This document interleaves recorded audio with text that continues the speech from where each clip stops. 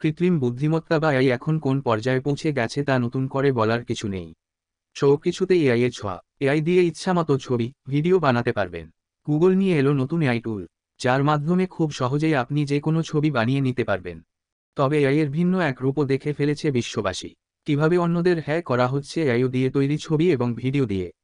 সম্প্রতি দক্ষিণী অভিনেত্রী রাশমিকা মন্দানার ভুয়া একটি ভিডিও ভাইরাল হয়, যা তৈরি হয়েছে ডিপফেক দিয়ে। এটি প্রথম নয়, এর আগে একই পদ্ধতি ব্যবহার করে বারাক ওবামা ও ডোনাল্ড ট্রাম্পের একটি ভুয়ো ভিডিও তৈরি করা হয়েছিল। একইভাবে মেটা প্রধান মার্ক জাকারবার্গের ভুয়া ভিডিও তৈরি করা হয়, পরে জানা যায় ভিডিওটি ভুয়া ছিল। 2019 সাল থেকে এখন পর্যন্ত ইন্টারনেটে মোট 15,000 এমন ভিডিও রয়েছে বলে দাবি করেছে এআই সংস্থা ডিপট্রেস। আরও পড়ুন, এআই টুল দিয়ে ভিডিও বানাবেন যেভাবে। ডিপফেক এআই আসলে এআই এর একটি ধরন। ছবি, অডিও এবং ভিডিও তৈরিতে ব্যবহার করা হয় এই প্রযুক্তি।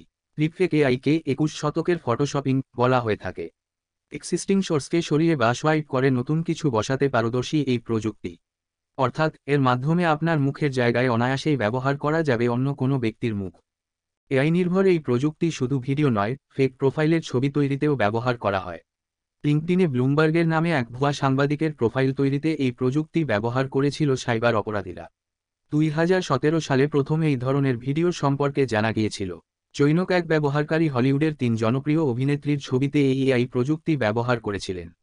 ক্যাল গ্যাডট, টেলর সুইফট এবং স্কারলেট জনসনের ছবিতে ডিপফেক প্রযুক্তি ব্যবহার করে নিষিদ্ধ ভিডিও তৈরি করেছিলেন ওই ইউজার। ডিপ লার্নিং অ্যালগোরিদমস ব্যবহার করা মেশিনের মাধ্যমে এই ধরনের প্রযুক্তিকে কাজে লাগানো হয়। এনকোডারের মতো এই অ্যালগোরিদমের সাহায্যে ইন্টারনেট থেকে হাজার হাজার মুখ স্ক্যান করে খুঁজে আনতে সক্ষম এটি।